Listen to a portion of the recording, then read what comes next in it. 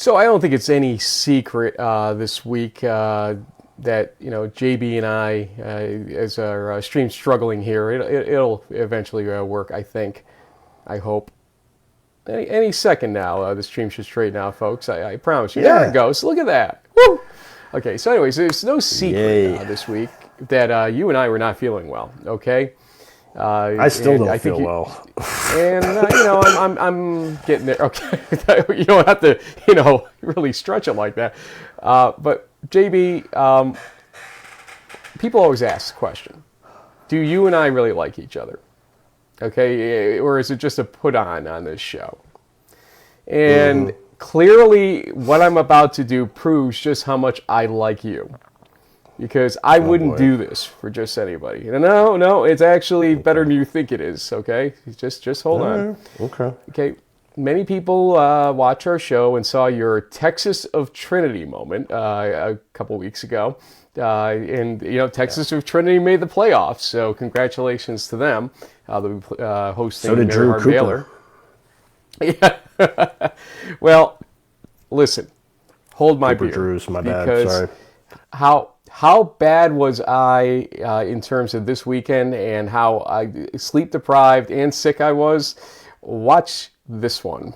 I want to give a shout out myself because we didn't get a chance to talk to him, but Caleb Treadwell, just 199 yards, unbelievably how he took control of things at the end of that game as well. So, guys, congratulations. Enjoy it. Sir, thank you so much. Thank you. Thank you. Have a good day. You too.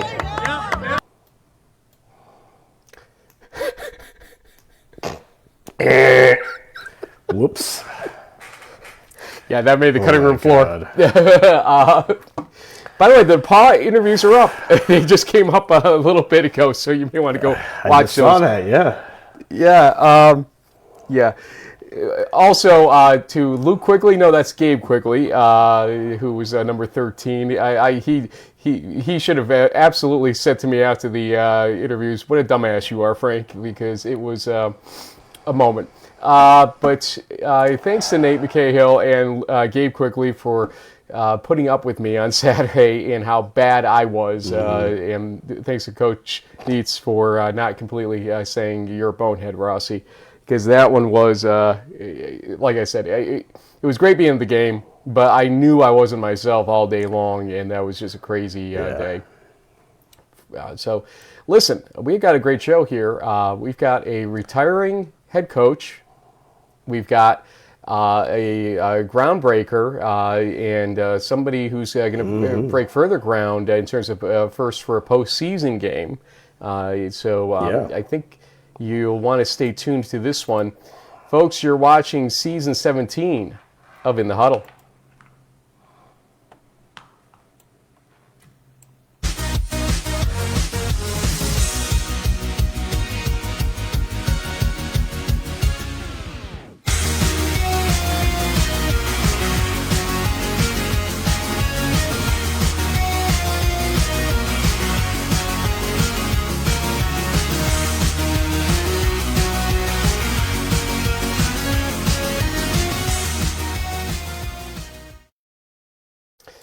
Okay, we have unfinished business from last week, so let's start there, week 11. Okay, we don't really have any video to go with this at this point. Again, it was a meat grinder of a week from our coverage to our lives in general and everything else. So we do want to at least, for the record books here, get this is kind of things. How we got here, right? This is how we got here exactly. Today, right? I like that. So let's look at the scoreboards like we would normally here. For week 11. And so I'll just go through some of the key scores. And as usual, I think you're going to focus on some of the red outline games over there that we try to boldface, but bold just doesn't do well enough for us. We got to really, put some impact on those scores for you on the right side of the screen. Nonetheless, Secretary's Cup game, Coast Guard gets it for the first time since 2018 over Merchant Marine 42-21. Towson Smith, our guest from last week, 11 catches, 114 yards. Joe Armentrout for Coast Guard, 22 for 26. What a day. 259 yards, 3 passing touchdowns, 1 rushing touchdown, and an interception, but big game there for sure.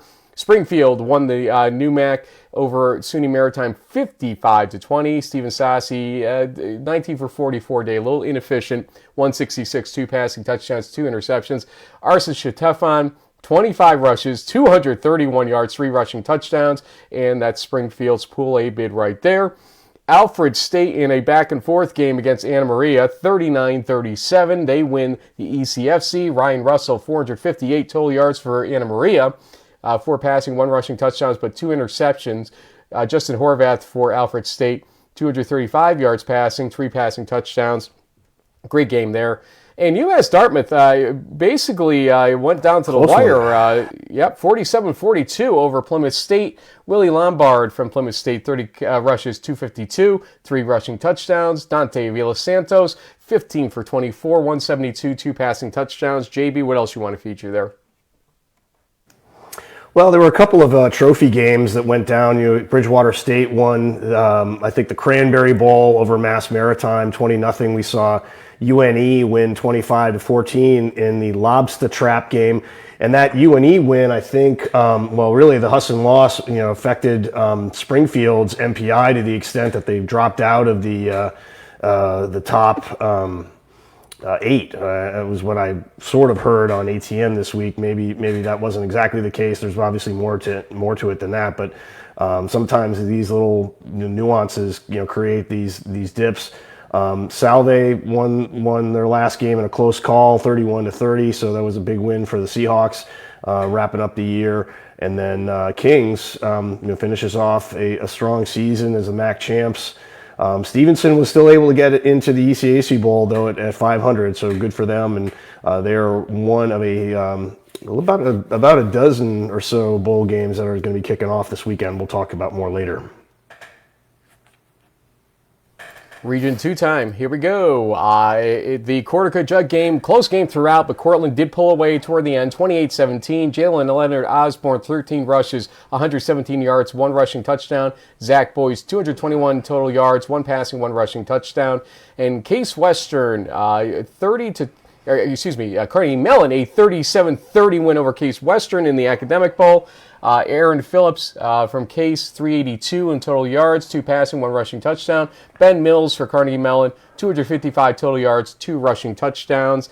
I will know you're busy with something right now, so I'll kind of go over the other scores for you here as Grove City secured a spot in the playoffs on a 36-9 win over Westminster, but Westminster and the Bulls, more on that in a bit. Wash and Jeff, 45-0 over Allegheny. They win the Pool A bid by winning that game. Carnegie Mellon also in the playoffs, by the way, in case you didn't know. Your Sinus, 24-13 over Dickinson. So, they get a Pool C bid as a result of winning that game. I'll give you the scoreboard here on Region 3 real quick, and then back to JB. And so Randolph-Macon wins over Hampton-Sydney 27-6. Hampton-Sydney led 6-0 at the half, but roaring back 27-0 second half for the Yellow Jackets. Wendell Thompson, 13 for 24, 133 yards, 1 passing touchdown and an interception. Queasy Clark for Randolph-Macon, 16 rushes, 96 yards, 2 rushing touchdowns. And Texas Lutheran secures their Pool C bid in an overtime win against Southwestern, 17-10. Jalen Spriggs, 198 total yards, 1 passing touchdown and interception for Southwestern. But Caden Bosanko for Texas Lutheran. Not Trinity or Texas, but Texas Lutheran. 279 total yards, 1 rushing touchdown, and an interception. Go ahead on the other games. Well, we highlighted all these SAA games, and that's what we ultimately saw was that 3 teams from that conference got in through Pool C. Center, Barry, and Trinity all won their games, and all finishing 8-2 and with a good enough MPI to make the cut.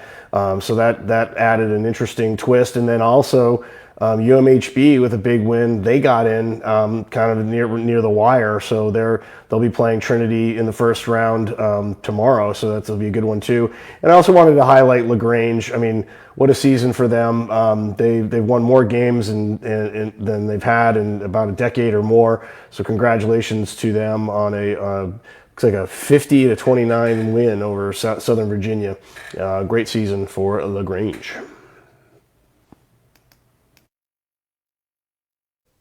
And so let's go to regions 4 through 6. Plenty to talk about here. For video clips of this game, go to our interviews, and you'll see some of them embedded into the interviews. The Mona Bell game, Wabash 42, DePaul 21. Wabash led 14-7 at the half. They trailed 14-7 at the half. We should have there, but Brand Campbell, 21 for 33, 284 yards, 2 passing touchdowns and an interception. Nathan McCahill, 15 for 19, 299 yards, 4 passing touchdowns and an interception. McCahill was featured in the interviews. We will go downward here. Bethel had a good game, decent overall game against St. John's. Still couldn't do it. Second loss against them this season, 41-33 in the MIAC championship game. Cooper Drews, yes, we got it right now, 32 for 49, 274 yards, 4 passing touchdowns and an interception.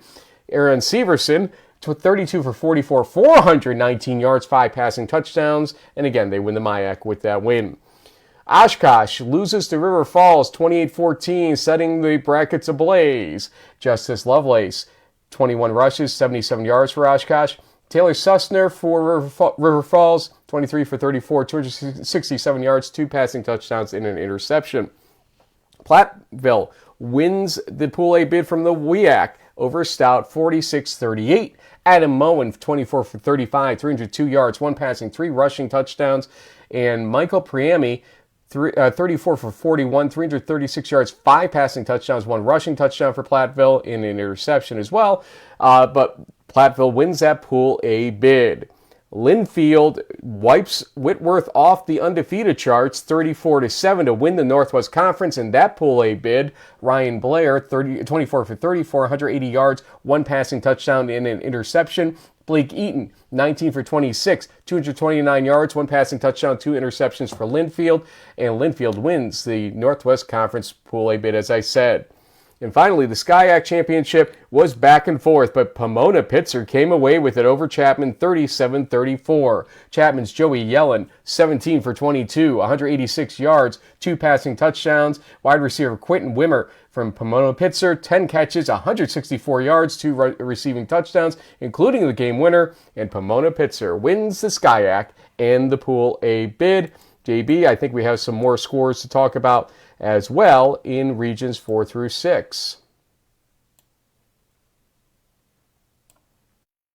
If you're there, JB, we can't hear you. Yep, I'm on mute. Okay. And hang on, I'm actually getting a call from Rochester, so maybe you take this one. You absolutely got it. So we will go here with Marietta and John Carroll. That game was big, 49-35 for John Carroll, because John Carroll secures the last Pool C bid by winning the game. And, the rest of the story with respect to Marietta's scenario, and interesting way things fell out there for the OAC. Monmouth 49, Knox 0. Monmouth had secured, their place as well. Actually, as I say that, I'm doubting myself here. But I just want to check if I have my numbers right here. And no, they actually fell out. That's right. I just want to, fact checking myself. Real time here, better than nothing.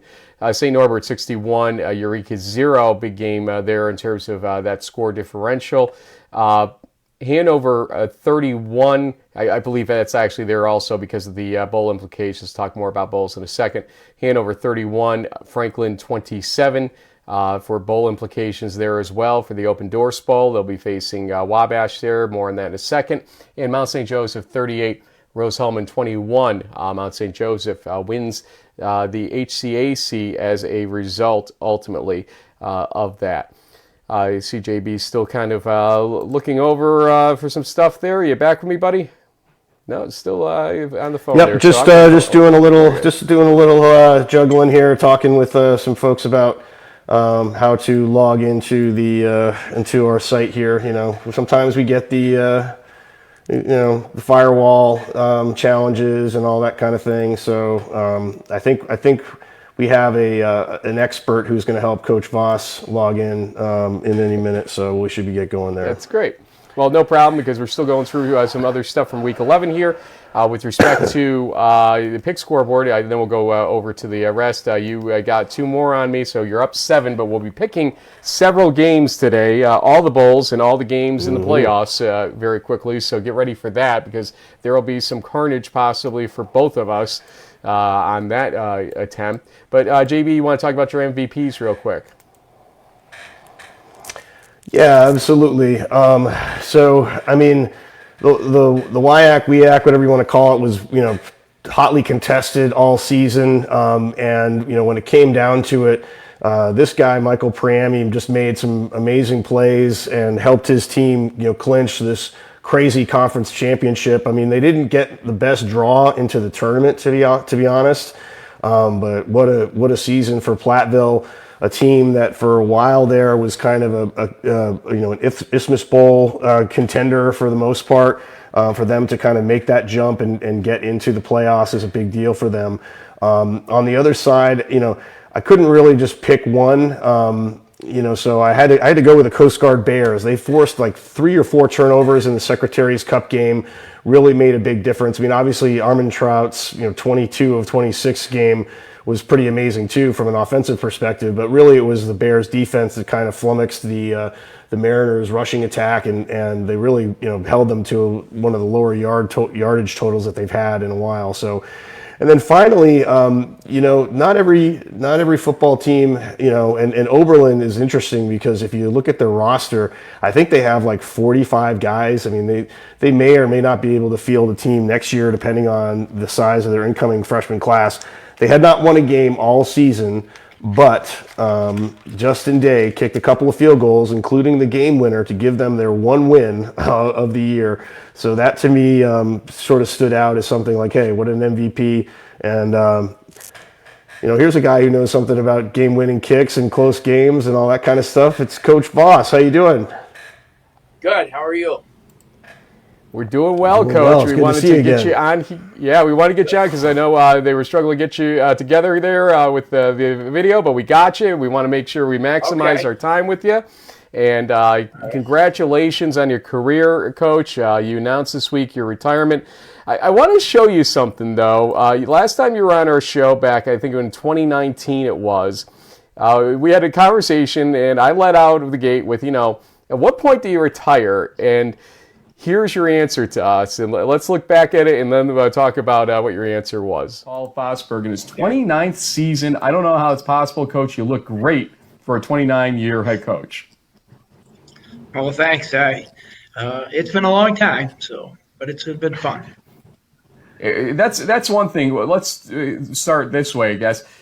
Is it still fun? I mean, and at what point do you say to yourself, if it's not fun, I'm out of here? I mean, you control your own destiny as much as anybody in that decision. We always joke around with Pete Fredenberg down at Mary Hardin Baylor about, is this a year, coach? Is this a year, coach? And he's got a couple national championships to go with it, so he could justify what he does.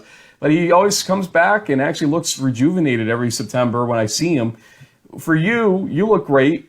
I mean, what is your kind of stance toward what the future is like for you in terms of coaching? Well, as long as I still have the energy and enjoy what I'm doing, I'm going to continue to do it. So I really haven't thought about retiring or giving up the game. I love the game, and I love working with these young kids. These young kids keep you young. When you're hanging around with all 18 to 22-year-olds all the time, it's hard for you to get old. So I don't want to hang out with the old people, so I'm not going to retire. That sounds like a good plan. Coach, you're hanging out with the old people over here. That's Frank and JB. We're a lot older than we used to be. You look great, though. But, what changed in your mindset? What made you finally decide, you know what, I'm going to go find some other young people to hang out with, just not in the coaching scenario ultimately? Well, I think a lot of it was family, hanging out with my grandchildren. I got 7 grandchildren, 4 boys that play football. So that'll probably be my next football, is the grandkids, go watch them play and see what they enjoy doing and so on. Not that I won't hang out with my granddaughters, but I'll hammer out with boys and get football through them. That sounds great, Coach. Well, you leave behind a legacy of starting the St. John Fisher program, and over the last decade or so, we've seen some other schools add football. I mean, as the sport kind of continues to grow, and we're going to see like Roanoke, come online. What would you tell any of these new coaches that are starting programs off? Like, what's really the key to success to building something like you have over the last 30 plus years? It's recruiting. Recruiting's the number one thing, and when you recruit, you got to recruit good people.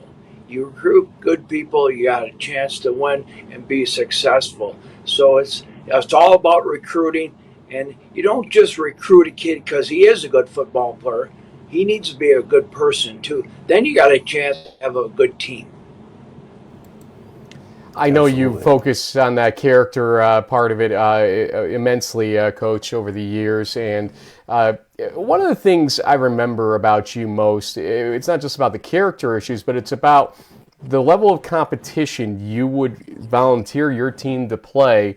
I remember in the 90s and the early 2000s, essentially, you were willing to face the RPIs of the world and all the tough teams out there. And your win-loss record would... but I mean, even before that, to get to the point, ultimately, to get to a playoff run and everything else you did, I mean, you realized, I think it takes playing over your head a little bit to become that team that's over your head, and you made some great playoff runs as a result. I believe in the 2000s it was, if memory serves. Tell us about your philosophy on that, and is it still the case, despite all this NPI this and rankings that and all that stuff? Is that really the secret to getting a team to become a better team overall? I think so. I think, especially if you want to go deep into the playoffs, you better know how to play good people because you're going to play them and so on. So a light schedule doesn't help your kids get better. The better the competition, the better your team's going to get in the long run. So you got to play good people all the time. And our conference has always been good, and we've had good teams come and go out of our conference. I always thought we had a chance in the playoffs to do well and win a couple games and that because we did play good competition during the regular season during the 10 games. Yeah, absolutely. And there's 4 Empire 8 teams in the postseason. 3 in the ECAC bowls, one in the national playoffs. So clearly one of the top conferences out in here in the country. Coach, moving forward, how do you plan to stay either involved with St. John Fisher, either as like an advisor or I imagine there'll be a national coaching search. Are you going to be part of that? Or are you just going to let somebody else worry about it and sort of chime in? Or do you have a successor in mind? I don't know. Just curious. Well, yeah, they have asked me to stay on and help with the hiring a new head coach and the helping in the transition in the program and so on and so forth. I look forward to doing that. I'm, of course, not going to have the final say on who the head coach is, but hopefully I'll have some influence on it and that because it's still about the program. It's not about me. It's about the program. So I do want it to see it get even better. I want it to go on. The one game we didn't make was a national championship game. We need to get to that. So hopefully the next head coach can do that, get them to the finals and that. So I do want to see that happen. I'm still a Cardinal. Through and through. I'm still a Dutchman at Union through and through.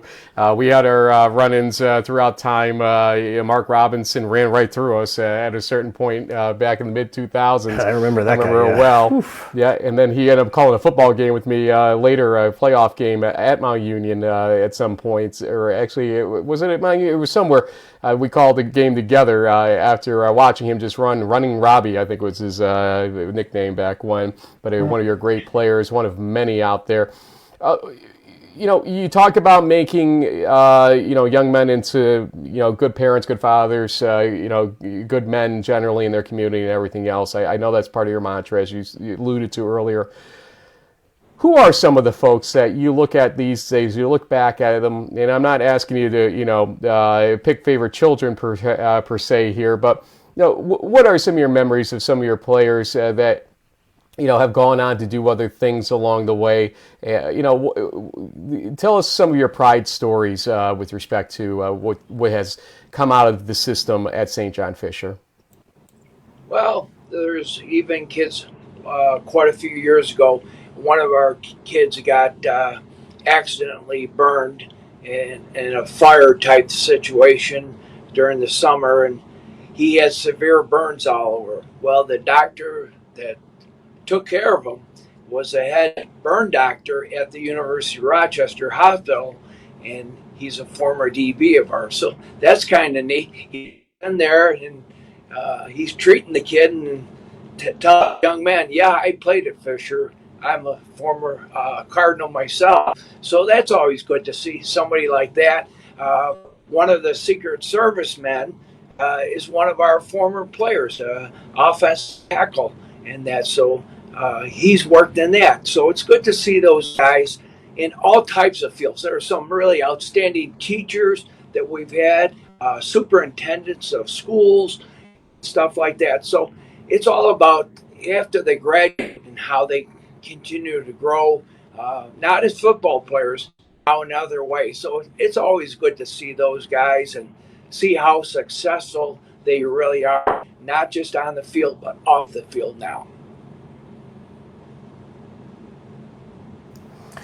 Coach, one of the things that's always been kind of an added bonus, I guess, for St. John Fisher is having the Buffalo Bills use your facility for preseason. I mean, has that had any impact on recruiting, or is it just sort of like a nice to have, just kind of a unique situation that's been, kind of a great thing for the local community to participate in? Well, it is great for the local community. First of all, I think it's for them. People come to Rochester to see the Bills practice and all that, and they've had other teams up here practicing with them in the past and so on, which more people to the campus. And the more people we get on our campus, the more likely our enrollment's going to be good. We are definitely an enrollment-driven school, and that. So it is good to have the Bills here and to advertise we have the Bills. We get a lot of recruits during the summer to come to Bills practices. We can get tickets for them that they don't cost anything, but they give us tickets to make sure there's room for those people on campus. So the Bills have been very good to us, and good to the community as a whole. And I think that's a positive note, because then people associate us with the Bills and helping the community and so on. So having the Bills 20 plus years, I don't know how many years it is now, but it's quite a few years, and it's still helpful in that some kids, the reason they come visit us is to see the Bills, not necessarily to see us, but hopefully when they're here, they get a good impression. Oh, I didn't know you had this nice a campus and facilities and all this and that. That does help. It's been a real plus for us in that. And of course, with the Bills now playing with as good as they are under Coach McDermott, it really helps now, because they're four-time AFC champions and that. And of course, last week they upset the Kansas City Chiefs. So it's been good for St. John Fisher College as a whole, but it's also been very good for the community in that. So we like having the Bills here. I hope they stay a long time. Yeah, can't blame you for that. One thing anecdotally, Coach, I don't know if you realize I'm mayor of the Village of Balsas Spa near Saratoga out east in New York, and I'm close with our high school, Balsas Spa High School, and players are interested in your school, and they always come back telling me just how great the facilities are, the coaching staff is, they love you. Everything is great about your school. The Bills thing obviously helps, but just even without the Bills, you're correct. A lot of people do walk away thinking, my goodness, this is a great school, a great looking campus and everything else. And I want to get to that question of, you helped build this. Okay, if it wasn't for Paul Vosburgh, a lot of what we see around Groundy Stadium and everything else wouldn't be there, because your success level helps drive money. It's part of the game, whether we like it or not. It's part of the higher education game generally. And I mean, do you ever walk around the campus and kind of say to yourself, wow, and look around at what you are at least partially responsible for around that campus? How proud are you of that campus, that school, and what you helped to build? Yeah, we're proud of that. But, this was made because everything starts at the top. And our administration gave us all the support we needed to win and be successful and get us to these great facilities and that. So it does all start up top, though, and it filters down. We happen to be a byproduct of them. That's what we are. Byproduct of our administration, what they think is important, and they thought that football was important. They thought having good facilities was important. They thought that having the Buffalo Bills here was important, and it's helped us grow. So it's not me, it's them that did that, and the success of our whole school starts up top with our administration up top, our president, and so on. His board of trustees, and they've done a great job building this school. I think when I got here in 91, our enrollment was somewhere around 1,400 maybe, and well past that now, and our facilities have grown immensely. And it is a world of about facilities at every university. I don't care about football and that. You better have good facilities at campus to sell kids to come to your college, and that they need that. And our administration did that. They foresaw that, to get good kids here, good facilities, and good things for them to part of, and that. So our administration really did the whole thing. This wasn't me. It was really the administration. And then it filters on down to us as it comes down. Coach, we could talk to you all day, literally. You are such a fountain of knowledge and stories and everything else. And one thing we just wanted to do, and I'm glad you accepted our invitation, was to really thank you, because you are a leader, you are a trendsetter, you are a person that we look up to in so many different ways. Always got to enjoy my interactions with you. I remember the Buffalo State game. I got to interview you after a few years ago. Just walking off the field with you and having a great conversation with you about things. And you don't remember it, I'm sure, because you had those great conversations with everybody. That's the type of stuff I remember, and that touches my life ultimately. Right. And I just want you to realize how many people you do touch, whether you realize it or not on certain days. But I want to give you an opportunity because there's a lot of Fisher alumni that are going to see this out there on Twitter, X, whatever they call it these days, and other forums. And so I want to give you an opportunity to give a parting message, although you will be sticking around to help pick the successor, it sounds like. What is your message to the Fisher fans, the Fisher alumni, and anybody else out there as you kind of exit stage left with the coach? Well, I think the big thing is it's all about the people you surround yourself with and are a part of.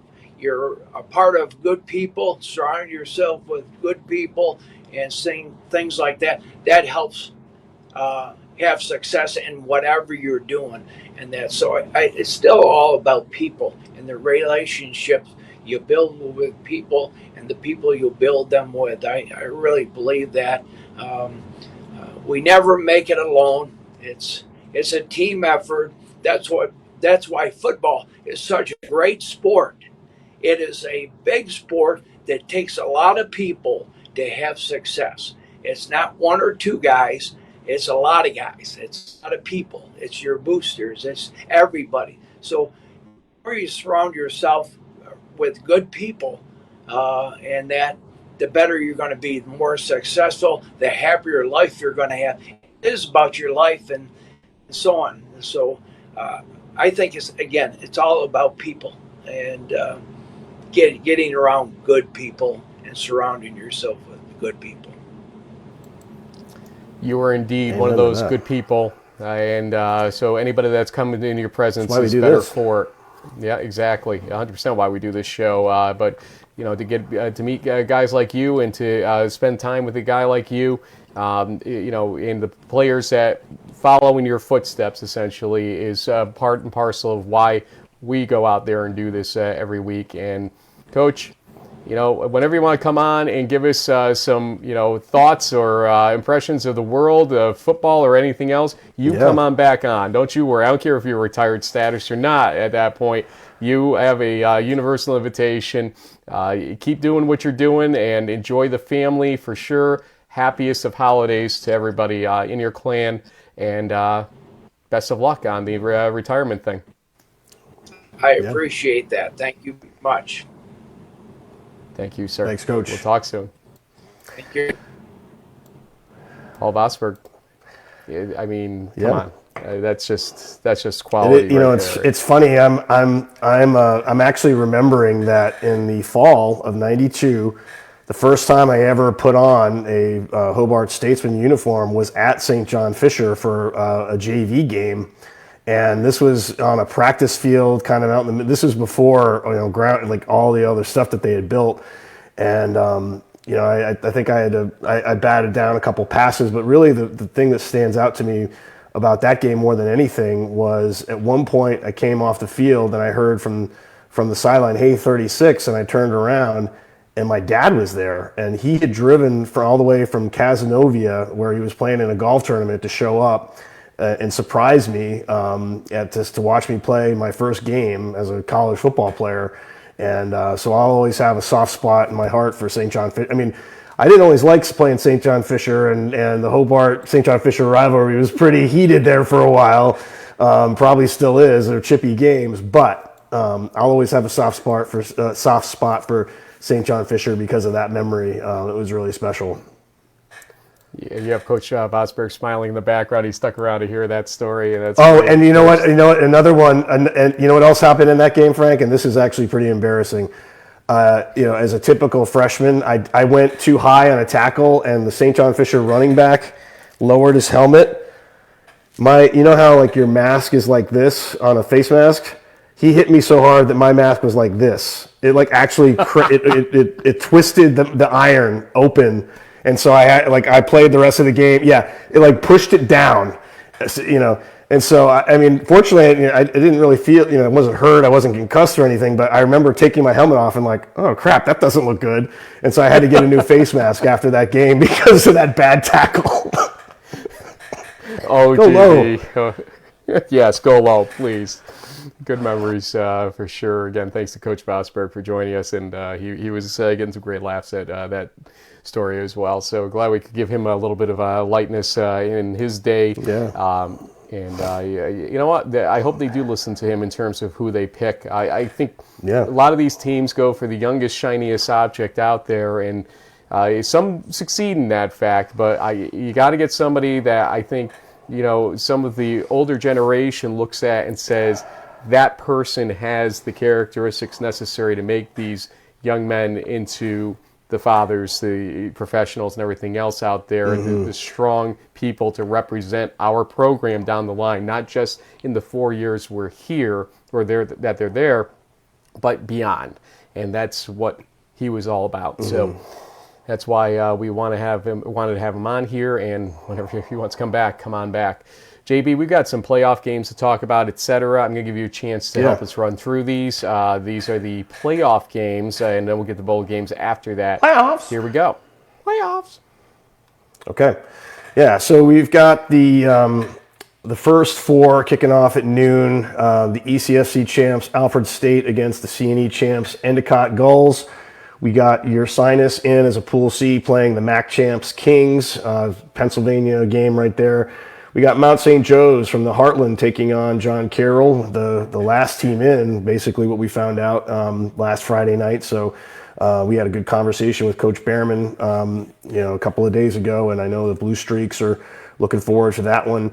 Maryville versus Barry, kind of a SAA rematch, and Maryville went over to the USA South a few years back, and so they're in the playoffs for the first time in a while and looking to potentially play. I don't know who would really say is a favorite in this one, Frank. Both of them played center tough. Maryville lost by a couple points and probably could have won that game, and Barry was able to squeak by him, I think. So we'll see what happens there. Then starting at 1, we got Northwestern Minnesota from the UMAC taking on UW La Crosse. You have to say the Eagles are probably very big favorites in that one.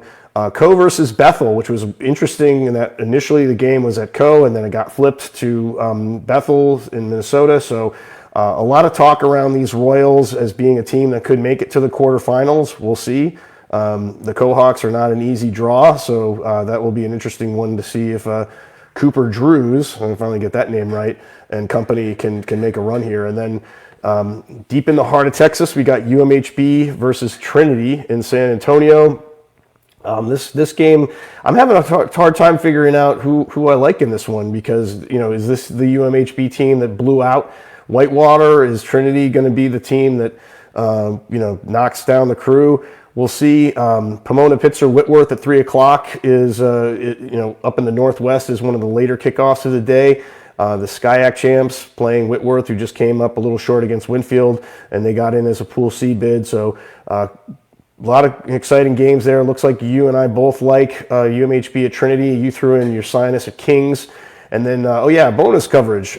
Because of that cancellation due to that funny business back in week 3, Wittenberg is going to play Hiram just to make up that game. That's another 3:00 kickoff. So, those fans can catch that online as well. Oh, yeah. ESPN Plus, by the way, if you want to watch any of these games. One of the up or downsides, depending on how you look at it, to the playoffs this year. It was the change we didn't ask for. That's all I can tell you. Although there were a few changes we didn't really ask for that came with this playoff cycle. And so we just have to live with it at this point. There's nothing else we can do about it. Yep. Next up, bowls. Let's take a look at these. You've got in the noon slot, Alfred versus Westcon in an ECAC bowl. Rochester at Brockport, ECAC bowl. Stevenson at Morrisville State. And thanks again to Morrisville State for the reaction that they gave us, both live and on a separate Twitter video we saw. That's going to be a great game. The Mustangs versus the Mustangs. St. Norbert versus Monmouth. I tripped into why you had highlighted that score, and I realized because this is the Cousins Subs Bowl. Yep, the Lakefront Cousins Subs Bowl, correct? Is that the way it's I think so, termed? Yep. Mm-hmm. Yep. And then Widener versus Muhlenberg. I'm wearing the shirt. Yeah, there you go. Yes, you are wearing the shirt. Widener versus Muhlenberg is a Centennial Mac a bowl game, a bowl series game. That's where I was bowl looking series, for there. Yep. Dickinson look at this, versus Frank. FTU Florence. Devils versus Devils. Hey. Yeah, Mustangs and Mustangs, Devils and Devils. And you have Franklin Marshall versus Delaware Valley also in that series. Wilkes versus Washington and Lee is, what do they call the bowls down there? The Chesapeake Bowl series, yeah. The Fusion Bowl is Husson versus SUNY Maritime. We've got an Open Doors Bowl here, Hanover versus Wabash, alluded to it earlier. Stout versus Wheaton is an Isthmus Bowl, so Culver's serving up some burgers and stuff there probably, and among other things. Moravian versus Shenandoah, is that another Chesapeake Bowl? That's a great game. Yep. And at Salem Stadium, Frank, where they had the Stag Bowl. And Westminster at Marietta is I think we're having, by the way, the same issue, Open Doors Bowl. I think we're having the same issue, unfortunately, on the other guest, just to let you know. No, actually, I think they're on. I think they are on and ready to go. If our guest is ready to go, if they could just join us via videos, we are going to actually knock this one out of the park. For once, we're going to get this one right, JB. But Okay. while we kind of get ready here for this interview, just talk briefly, if you can, about what you've been hearing throughout the week about our last show and the NPI discussion and everything else. You and I both had our inboxes filled up with people and comments on different things. But, what was the feeling out there with respect to that? I think it was, I think everyone sort of thought it was an interesting first go-around, I guess you could say. There were certain things that people liked about it, and there were certain things that people didn't. I think they appreciated us trying to deconstruct and try to make it as sort of plain English as possible. So that, I think in certain ways, this year there's been some overcomplications and, communications about this that can be kind of confusing. Maybe not for everybody, but for, the average fan, I think there was some confusion around it. So I think, we're sort of learning as we go here. And, we've always been a, sort of a player first, type of podcast, broadcast, whatever the heck we are now. So we wanted to put it from the perspective of how this impacts the actual student athletes, and their college, football experience, for better or for worse. So that's always been kind of our approach. And I think, that's what people, appreciated the most. I think that's kind of why they keep, watching this thing. And, like you had tweeted out earlier, that was one of the highest rated shows we've ever had in our 16-17 season history. So, we must be doing something right, I guess. So that's it's nice to get positive feedback, and no one's telling us to take a flying leap. So I'll take that. Well, some are, but that's usually me for some. Well, of course, player-wise. So let's go to our next guest. You saw that Shenandoah is in a bowl game coming up, and that actually is going to help make history as well. Last year, you may remember this moment in the Juniata Shenandoah game, and you see number 10 walking the field in the middle of the screen and getting ready. That is free safety Haley Van Voorhis. And you'll see eventually a quarterback hurry as she adjusts. She's going to become the first, we believe, first ever non-kicker female football player in a postseason game coming up this weekend. Great job by her there. She's had, I think, 3 tackles so far in her career. We wanted to bring her on, talk about Shenandoah Hornets football and about her ride through this whole situation. And joining us right now is Haley Van Voorhis. Haley, if I'm mispronouncing your last name, you go ahead and correct me, but thanks for joining us, and how's everything going for you? Everything's going great. Just, getting ready for our upcoming bowl game. And how does it feel? You went from a 5-5 season to an 8-2 season this year. You were in the conversation definitely for the ODAC as things were going on mid-season. Just missed essentially, and Randolph-Macon obviously ran the table in their situation for the ODAC. But how did it feel? What was the cause of that turnaround? A +3 in the win column, basically, in this situation. What caused it, in your estimation? What I think really caused it was just our approach to the off season. I remember last year when we ended 5-5, kind of had our heads down from that, and I remember just starting in that December, we took responsibility that it was the off season that kind of pushes us to those great years. So it started with our leadership. Our captains did an excellent job through the off season, making sure everyone was on board for this upcoming season. And as it showed, it really did pay off. Yeah, absolutely, and it pays off in a night under the lights game at Salem Stadium, one of the more historic places in Division III football history. So, is there any sort of extra pomp and circumstance that's going on with these Chesapeake Bowl series, Haley? Where is there like a banquet on Friday before the game, or is this sort of just like another week of practice and you get on the bus and you go play?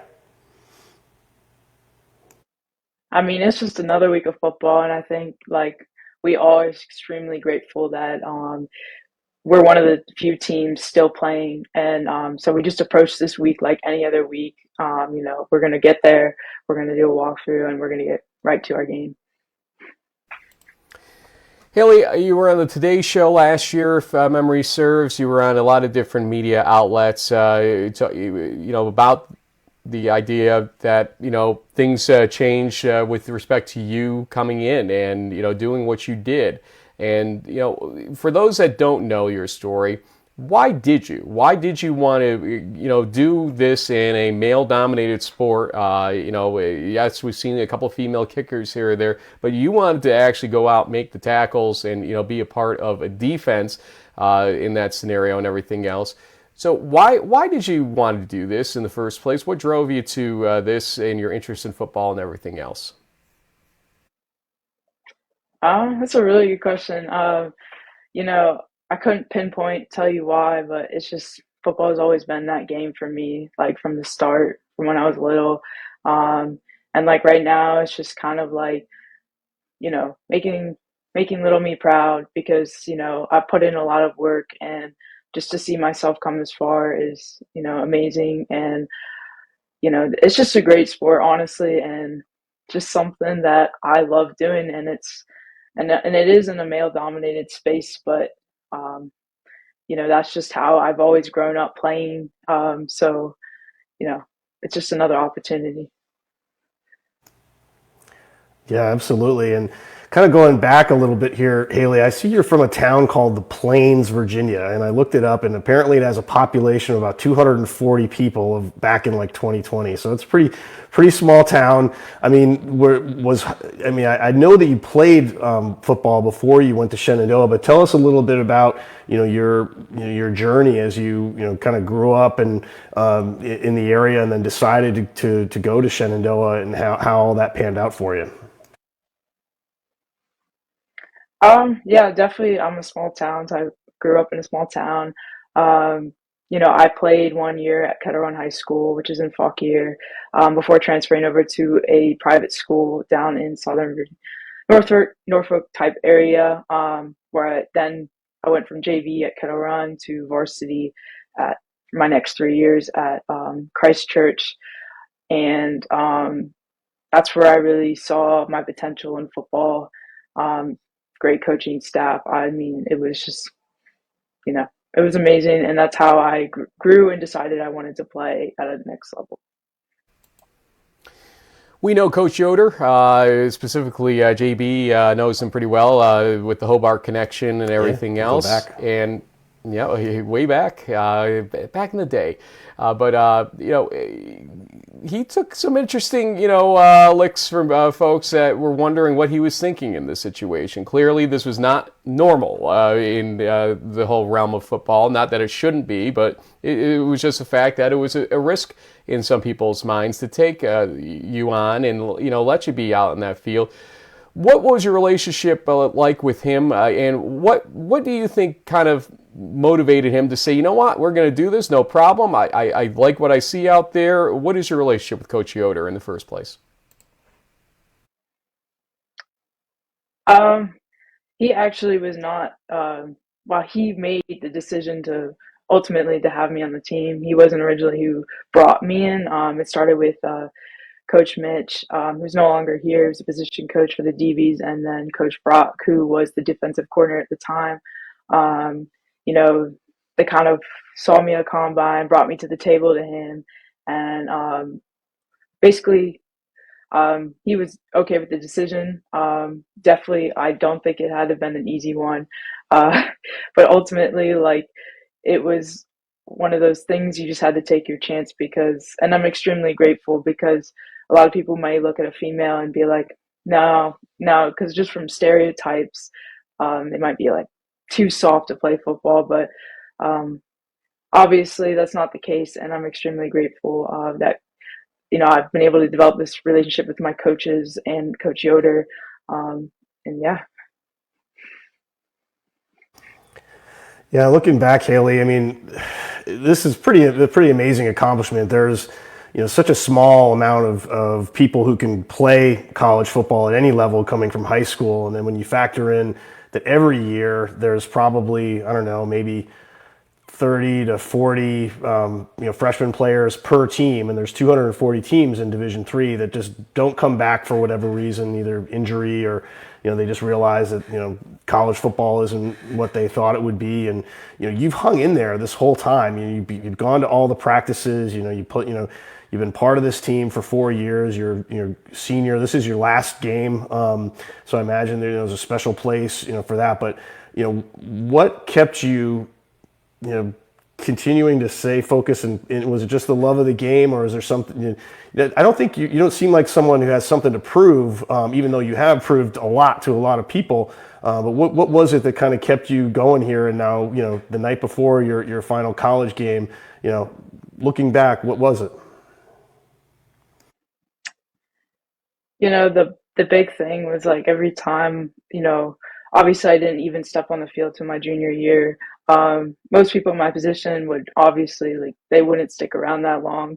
But for me, it was just like the work I put in before. I wasn't going to just quit because all that work it was a lot, and I wasn't going to just drop it because things weren't going my way.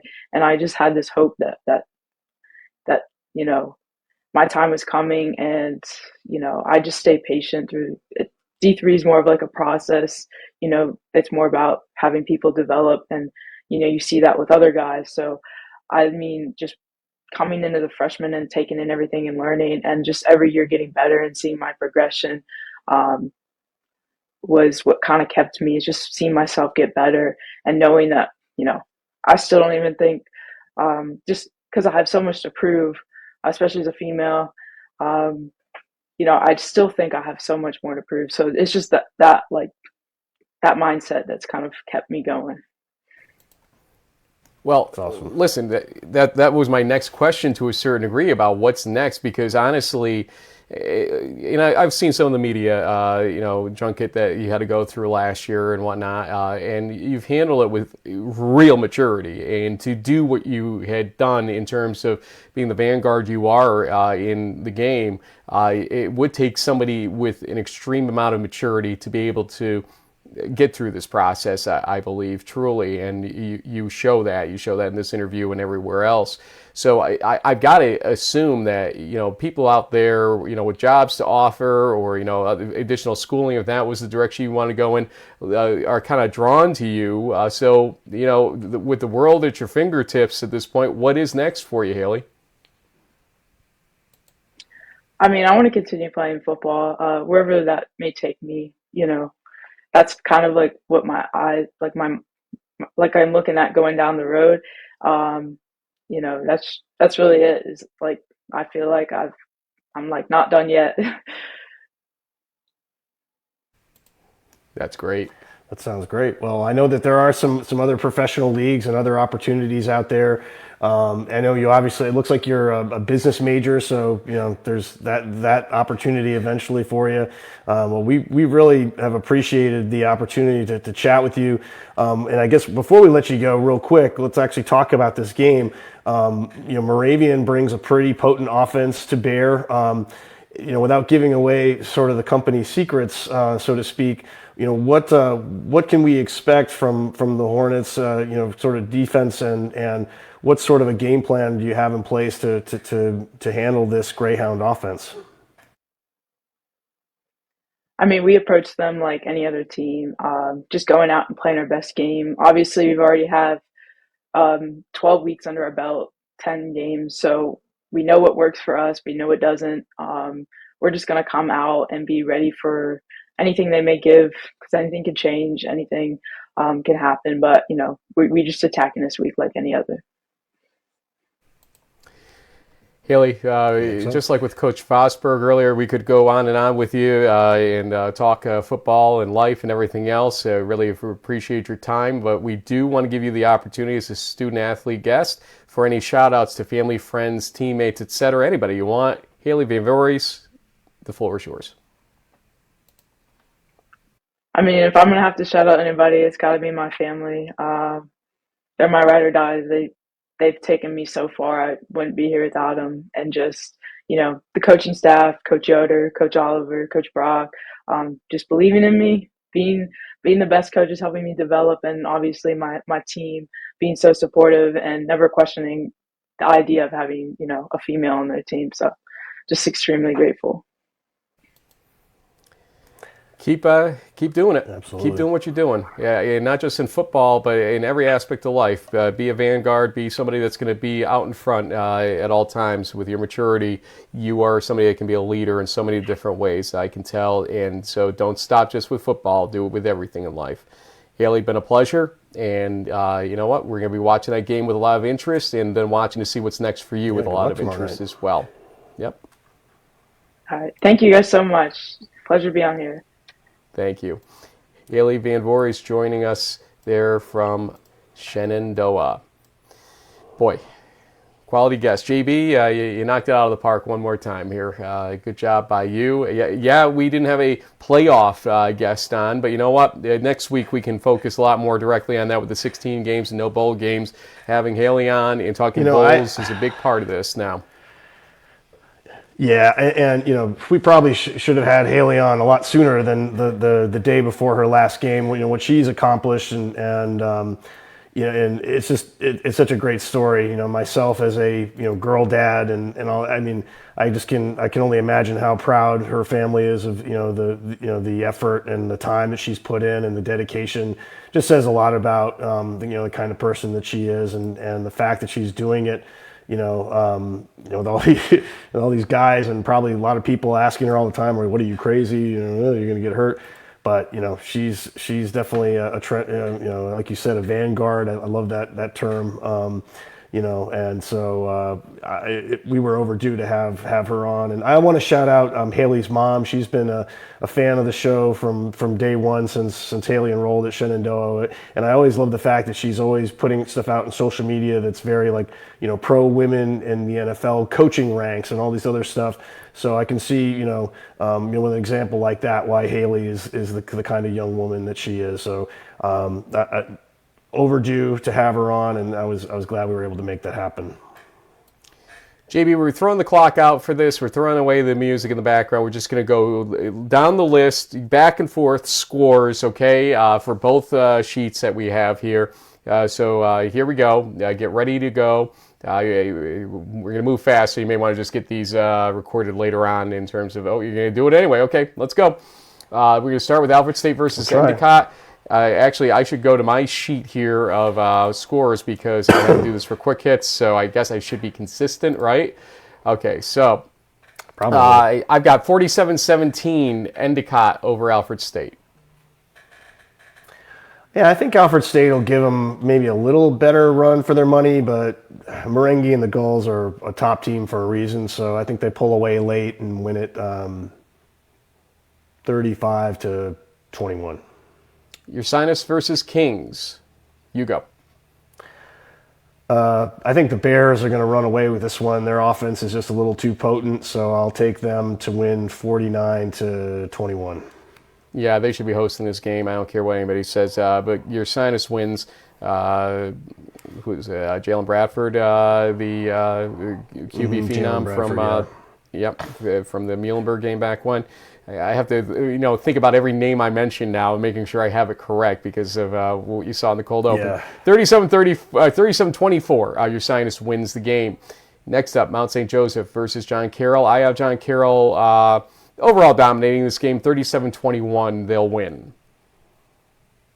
I think it's going to be more lopsided. The Heartland was kind of down this season, so I think John Carroll is going to win big. Let's say 56-17.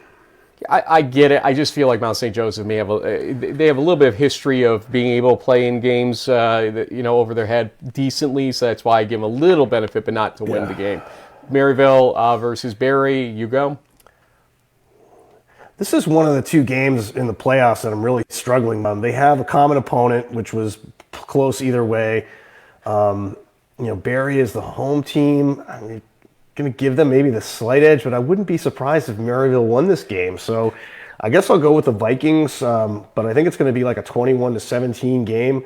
I'm still I'm not 100% sold on Barry for some reason, but SAA feels like a little stronger than the South, so that's where I'm going. I got a 34-13 Barry. I just have a little bit more confidence in how they've been kind of surging toward the end of the season. I think they have momentum right now. Yeah. Northwestern versus La Crosse. That is not even close in my book. 52-7. La Crosse wins. Yeah. 63-0 La Crosse. Co-Bethel. You. Yeah, the Royals seem to be peaking. The only team that's been able to take care of them has been St. John's, and their defense has gotten better. So I'll take Bethel to win this one, 28-17. I've got 31-20 Bethel over Co, so not too far from that. UMHB versus Trinity. I struggled with this one as I was writing it for Quick Hits. So I will. Texas and Trinity. Yes, Texas and Trinity. I'm going to give Mary Hardin-Baylor a slight edge based on the win versus Wisconsin Whitewater. So they can win a big game this season. Trinity won a big game versus Barry, but it just always felt like they were a step behind in this season. And they're going to play well. Coach Urban's going to have them ready to go, but I think it's going to be a classic, 27-24, Mary Hardin-Baylor winning.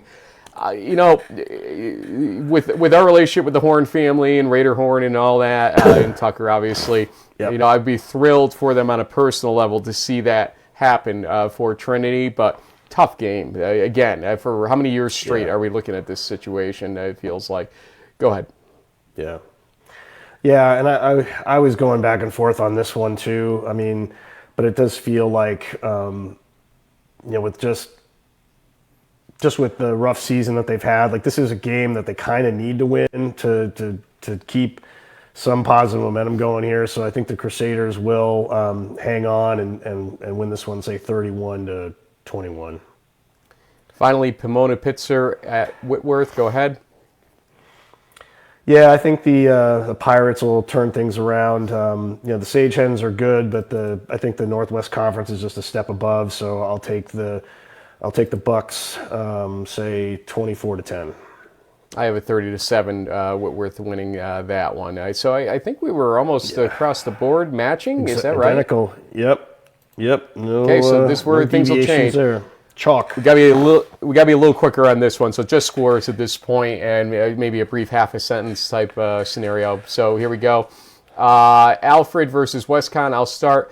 Westcon just has such firepower right now, and playing at home, I'm going to give them the edge in this one. Alfred, great season, don't get me wrong, but Westcon, 34-31. I think it'll be a good game. Yeah, I like the Wolves also, say a little bit lower scoring, like 27-21. Rochester Brockport in the ECACs? I think Rochester's just a bit too dinged up, so Brockport will win 35-14. Don't know if Ben Casella is going to be good to go or not for this game, so maybe Vito again. But I think I will give a slight edge here to Brockport if it is Vito, and Casella, if it's him, a larger edge, I think, just because he's got better rhythm right now, having played all season. 31-20 is where I'll place the score. Stevenson, Morrisville, Mustangs. Boy, I'm going to nudge it toward Morrisville as the home team. I'll give it to them 28-20. Okay. I think I'll also go with Morrisville as the home team. Let's say 21-17. You playing defense over there? Too much agreement. St. Norbert, Monmouth. Go ahead. I'm going to take the Scots in this one. I think they are a little bit of a stronger team. But St. Norbert will give them a run for at least a half. But yeah, 35-14 Scots.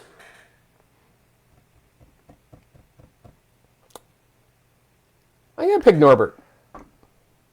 Okay. Let's break apart here for at least a game. You know what? They are definitely a good team in a conference that has a juggernaut in it, basically, at this point in terms of Aurora. So I'm going to give St. Norbert the edge in this game. 31-30, good one, I expect, in the Cousin Subs Bowl. Widener versus Muhlenberg. Joe Rapetti is not going to go out on a loss. That's my feeling on this game. And so I'm going to give them Mules the edge here. 35, check that, 49-37. Yeah, I think Muhlenberg's defense is finally starting to figure some stuff out. I know it's been kind of a bugaboo for Coach Milne this season, but I think the Mules will get it right here, especially at home, and they'll win this one, say, 42-24. Dickinson versus FDU Florham. You go first on this one. Yeah, I mean, I kept sort of rooting for FDU to win their 6th MAC game, and they just lost the last 3 in a row. So I think Dickinson is the pick here. Just it doesn't seem like FDU's got anything left in the tank. So I'll take the Red Devils to beat the Blue Devils, 31-28.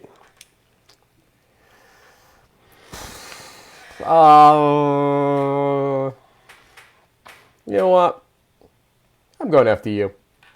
Home team on this one. Okay. I give them a nudge here on a 27-24 win. Franklin Marshall versus Del Val. I think Del Val sort of gets themselves back together again in this game, especially at home. I'm going to give them the edge, 31-20. Yeah, I'll take the Aggies also, 38-14. 1 p.m. Wilkes versus Washington Lee. I think I'm going to go with the Colonels here.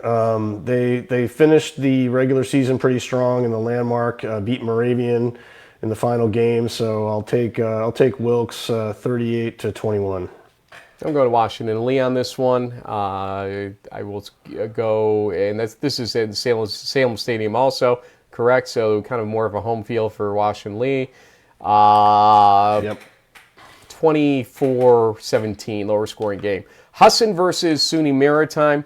I have a good feeling about Husson right now, being able to put up a lot of points, and I'm going to give them the edge in a close game in that respect, 35-30. Husson, I think, takes this game.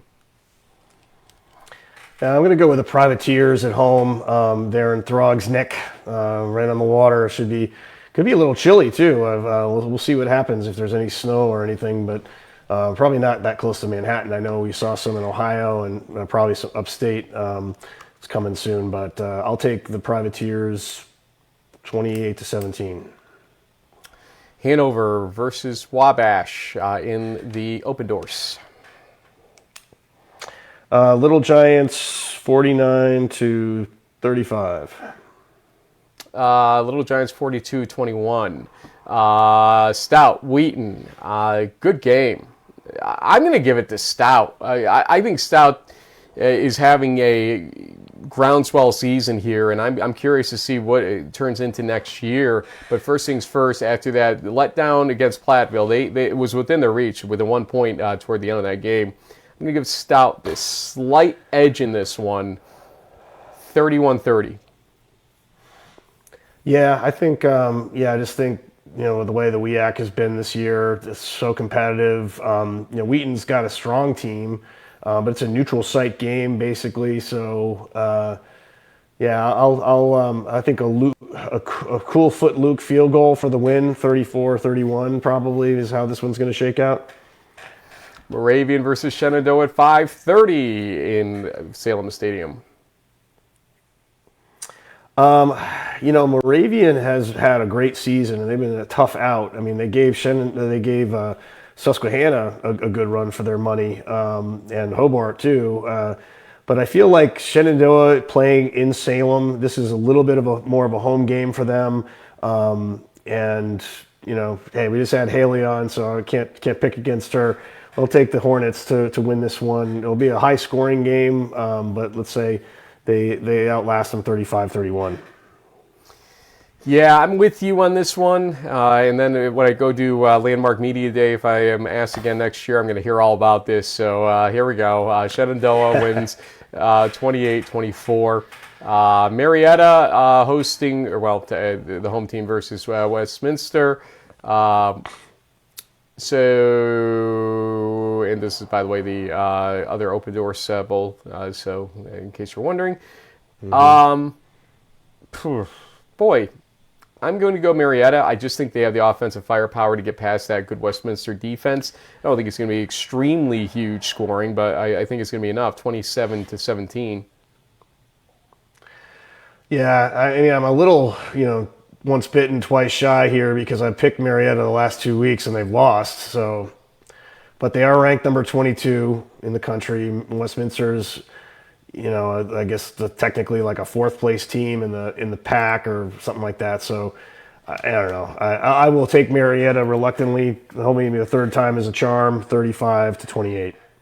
Not many differences, but a few, so we could see some changes. And I have a feeling we'll have some differences next week in the field of 32, because there's some great games already set up in the field of 32, second round of the playoffs. JB, I kind of already know how to watch the weekend in terms of everything's kind of front-loaded to noon or 1 Central, or noon Central, 1 o'clock Eastern. So you're just going to have to pick your poison and have an ESPN Plus subscription to watch the playoff games for sure. So watch us on Twitter all weekend long. People have been asking, and it's going to be nice to be home for a weekend. So there you go. You need a little rest, you know what I'm saying? So nonetheless, we will see you throughout the weekend on Twitter and have a Crunch Time show next week. Sorry for not having one this week, but we kind of had to both lick our wounds at that point. Thanks for joining us, folks. JB, thanks as always for all you do. Thank you, sir.